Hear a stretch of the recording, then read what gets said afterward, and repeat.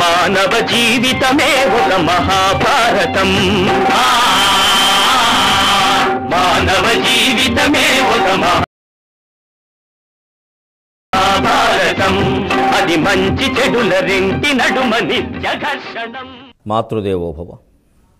అమ్మ దినోత్సవమనగా ఇమ్మానిసి గుర్తువచ్చుని ఆంధ్రులకు. అమ్మ దినోత్సవమనగా ఇమ్మానిసి గుర్తువచ్చుని ఆంధ్రులకు. అమ్మ ఇది చాలదే ధన్యమైపోయినది జన్మ. అమ్మ కవిజనం ధన్యమైపోయినది జన్మ. నాయకుడైన వాడికి సౌజన్యం ఎంత ముఖ్యమో సమర్థత అంతకంటే ముఖ్యమనే విషయాన్ని మనకు అవగాహన కావిస్తూ ఉన్న మహాభారత కథాశ్రవణం కోసం ఎదురు చూస్తూ ఉన్న భక్తి టీవీ ప్రేక్షక మహాశయులందరికీ కవి బ్రహ్మ ఉభయ కవి మిత్రుడు తిక్కన సోమయాజి రచించిన ఆంధ్ర మహాభారతం కర్ణపర్వానికి సాగుతున్న సామాజిక వ్యాఖ్యలో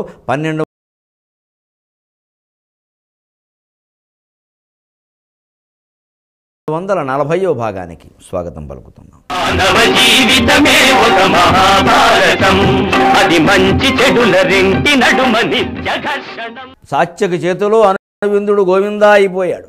దాంతో విందుడు కోపం వచ్చింది. కని విందుండు ప్రదీప్త చాపధరుడై కాండ ప్రసారంబులన్ సినివీరుం కుసుమధ్య కింసుక సముంజేయంగా. సినివీరుం కుసుమధ్య కింసుక సముంజేయంగా. అయోధుడు ఆతని అంగంబుల 25 శితాస్త్రంబుల్ వడిన్గృచ్చి. అయోధుడు ఆతని అంగంబుల 25 శితాస్త్రంబుల్ వడిన్గృచ్చెనే పున వారుండరు సూతులందునిమి నిప్పుల్రాలు కందోయితో. సగం యుద్ధాన్ని పద్యంలో నడిపించి మిగిలిన సగాన్ని తర్వాత వచనంలో చెబుతాడు, ఇంకో పద్యంలో చెబుతాడు. ఇది తిక్కన సోమయాజి యొక్క నాటకీయత. నాటకం కానీ చలనచిత్రం కానీ చూస్తున్నప్పుడు ఏదైనా ఒక ఘట్టం, ఒక సంఘటన జరగవలసింది పూర్తిగా జరగకుండా మధ్యలో ఆగిపోతే చాలా ఉత్కంఠగా ఉంటుంది. ఆ ఉత్కంఠని బాగా కాపాడతాడు తిక్కన సోమయాజి శ్రవ్య కావ్యంలో. ఇది నాటకంలోనో చలనచిత్రంలోనో ఇలాంటివి చేయొచ్చు, కానీ చదువుకునేటువంటి కావ్యంలో ఇలాంటివి చేయడం చాలా కష్టం. అందుకని భారతాన్ని శతాబ్దాల తరబడి చదువుతూనే ఉన్నారు. అలాగా తిక్కన కావ్యంలో నాటకీయత అంటే ఇలాంటివే. కానీ విందుండు, తమ్ముడు చచ్చిపోవడం చూసినటువంటి విందుడు ప్రదీప్త చాపధరుడై బాగా మెరుగులు గమ్మి వజ్రాయుధంలా ప్రకాశిస్తున్నటువంటి ధనుస్సు ఒకదాన్ని తీసుకుని కాండ ప్రసారంబులను పుంఖానుపుంఖంగా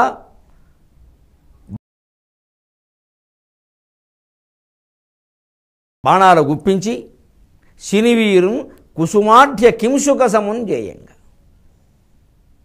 ఈ శనివీరుడు, శని వంశానికి చెందిన వీరుడు, శైనేయుడు అయినటువంటి సాత్యకిని శరీరాన్ని నిండుగా పూసిన మోదుగు చెట్టులా చేశాడు. కింసుక సమున్ అంటే అర్థం. కింసుకం అంటే మోదుగు చెట్టు.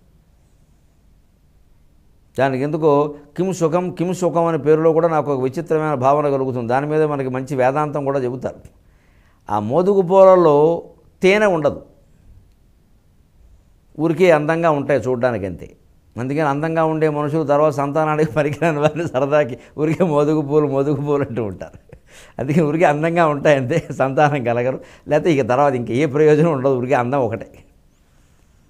అటువంటి వాళ్ళు సరదాగా మోదుగు పూలు అంటారు. విచిత్రంగా చిలక ముక్కు ఆకారంలో ఉంటుంది, మోదుగు పువ్వులాగా ఎర్రటి ముక్కు. ఓ తుమ్మెద ఈ మోదుగు పీల మీద వాలుతూ ఉంటుంది, వాలి పోతుంది. అది దానికి అక్కడ ఏమి ఉండదుగా.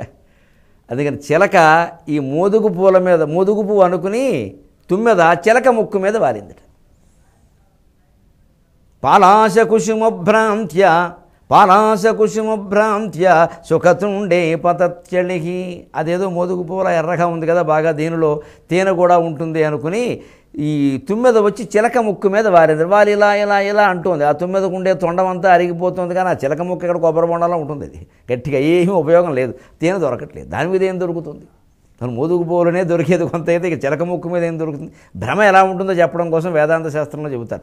ఈ చిలక ముక్కు మీద తుమ్మెద వారింది. వాళ్ళు అది అనుకుంటుంది, ఈ చిలక ముక్కును చూసి ఇది మోదుగు పువ్వు, మోదుగు ఎర్రగా ఉంది కదా దీంట్లో తేనె ఉంటుందని ఇలా కొడుతుంది. పోనీ దానికి బుద్ధి లేదు, ఈ చిలకైనా బుద్ధి ఉండాలిగా. సోపి జంబూఫలభ్రాంత్య తదళిం ధర్తుమిచ్చతి. ఈ ఎర్రమొహం ఈ చిలక అనుకుంటుందట, అది తుమ్మెదానికి కాకుండా నేరేడు పండు అనుకుంది, దాన్ని అందుకుందుకు ఇది ప్రయత్నం చేస్తుందట. సరిగ్గా పెళ్ళయిన తర్వాత భార్యాభర్తల భ్రమను ఇలాగే చెబుతారు. ఈ మొగుడుతో ఏదో మొత్తం జీవితంలో అన్ని సమస్యలు పరిష్కారం అవుతాయి అని అమ్మాయి అబ్బాయిని చేసుకుంటే తర్వాత వాడే పెద్ద సమస్య అయిపోతాడు. మిగిలిన సమస్యలు ఎలా ఉన్నా వీడు పెద్ద సమస్య అవుతారు. ఇప్పుడు ఈ సమస్యకి అయ్యే సమస్య కాదు అది, ఈ జన్మకి తెవలదా సమస్య. అలాగా ఆడదాని భ్రాంతి ఏమిటంటే ఈ తుమ్మెద భ్రాంతి అంటే అనుకుందాం, అదేదో మోదుగు పువ్వుని చూసే మోదుగు పువ్వు అనుకోవడం. పోనీ ఈ చిలక్కైనా మొగాడికైనా బుద్ధి ఉండాలి కదా, వీడు చూసి నేరేడు పండుని అనుకున్నట్టుగా ఏదో ఈవిడితో అబ్బో జీవితం అంతా సరసం శృంగారమయం బ్రహ్మాండం తోడు నీడ దూడ పేడ అని చేరతాడు. ఆ చివరిది ఒక్కటే నిజం, తోడు నీడ లేదు దూడ లేదు పేడ నిజం. ఒక్క 2 ఏళ్ళకి అన్నీ అర్థమైపోయి ఏమిటో అలా దిగిపోయామండి. మరి దిగుతామని తెలియదు, నాన్న దిగల అమ్మ దిగల మేనమామ దిగల మేనత్త దిగల మనము దిగాం. ఈ భ్రాంతిని వేదాంతంలో చాలా చక్కగా చెబుతారు. పాలాశకుసుమ భ్రాంత్య సుఖతుండే పతత్యలిహి సోపి జంబూఫలభ్రాంత్య తదళిం ధర్తుమిచ్చతి. జీవితం అంతా ఇంతేనయ్యా, వీరి గురించిన భ్రమల వారికి వారి గురించిన భ్రమల వారికి చివరికి ఏమీ లేదని అర్థమవుతుంది అంటారు. ఇది ముందు ఎవడు తెలుసుకుంటాడో వాడు జ్ఞాని.